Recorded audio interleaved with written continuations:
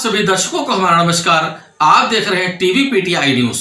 आइए दिखाते हैं। सबसे पहले तो मैं आपको ये बता दूं, ये जो अध्यादेश इस उत्तर प्रदेश की योगी सरकार लाई है, उस अध्यादेश में कहीं स्तर पर भी लव और जिहाद का जो वर्ड है ये यूज़ नहीं किया गया है। ये अंतर धार्मिक अंतर जातीय शादी को लेके इसको वो किया गया है, तो इसलिए सरकार इसका दुष्प्रचार कर रही है कि लव जिहाद पे कानून है। ये लव जिहाद पे कानून नहीं है। इसका कानून और का प्रावधान पहले भी था कि किसी भी प्रकार की जो ज़ोर ज़बरदस्ती से या आइडेंटिटी को छुपा कर या इस तरीके का जो भी काम करता था, तो इन जनरल से ऑब्वियस सी बात है कि वो उस चीज़ को कोई भी इस देश प्रदेश के नागरिक जो है या कोई भी ऐसा व्यक्ति जो है उसको फेवर नहीं करेगा। तो योगी सरकार ने कोई नई चीज़ इसमें नहीं लाई है कि लव जिहाद का जिक्र ही नहीं है उस कानून के अंदर, तो इसलिए इस पर कोई बात करना मैं मुनासिब नहीं समझता। दूसरी चीज़, योगी सरकार का एक एजेंडा रहता है।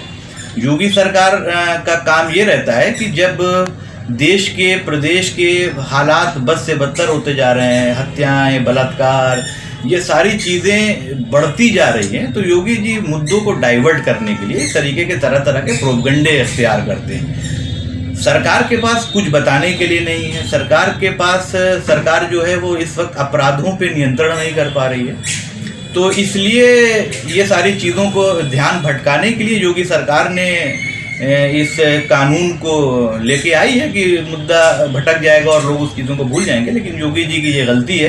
उत्तर प्रदेश की जनता सारी चीज़ों को अपने तौर से देख रही है और वो बिल्कुल तैयार बैठी है। 2022 का इंतज़ार कर रही है कि 2022 में इनको सरकार से बेदखल करके और माननीय अखिलेश यादव जी की सरकार को लाकर इस उत्तर प्रदेश को एक नई गति की तरफ ले जाने का काम करेगी।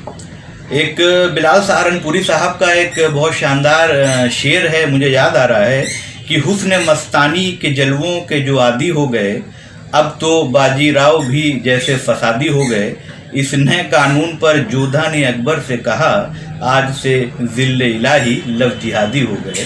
तो बस यही है, योगी सरकार के पास कुछ बताने के लिए नहीं है, तो इस तरीके के तमाम प्रोपगंडे वो इख्तियार करते हैं। मैं जानना चाहता हूँ, जैसे लव और जिहाद दोनों ये शब्द अलग अलग है। एक वर्ड है इंग्लिश का, लव इंग्लिश, और जिहाद उर्दू, तो इसको क्या खासकर मुस्लिम समुदाय से जोड़ा जा रहा है?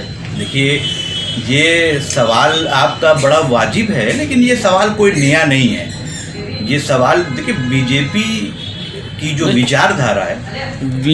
विचारधारा है वो तो हिंदुत्व पे है। हाँ, नहीं, जब हिंदुत्व पे है तो हिंदी शब्द का इस्तेमाल इनको करना चाहिए था। हिंदी नहीं, देखिए, आप योगी जी के इतिहास को जब कभी भी दोहराएंगे तो योगी जी का एक बहुत पुराना इतिहास है।